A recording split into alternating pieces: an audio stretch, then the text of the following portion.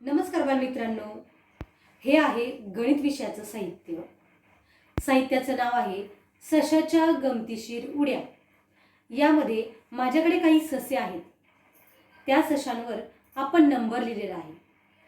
त्या नंबरवर म्हणजे त्याच क्रमांकाच्या घराच्या टप्प्यानं तो ससा उड्या मारणार आहे.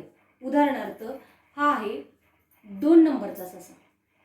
तर तो काय करणार आहे की दोनच्याच टप्प्यानं घरांमध्ये उड्या मारणार आहे. आता मी त्याला दिला नंबर 2, तर 2 मधून तो उडी मारेल 4, त्याच्यानंतर तो उडी मारेल 6, त्याच्यानंतर 8, त्याच्यानंतर 10.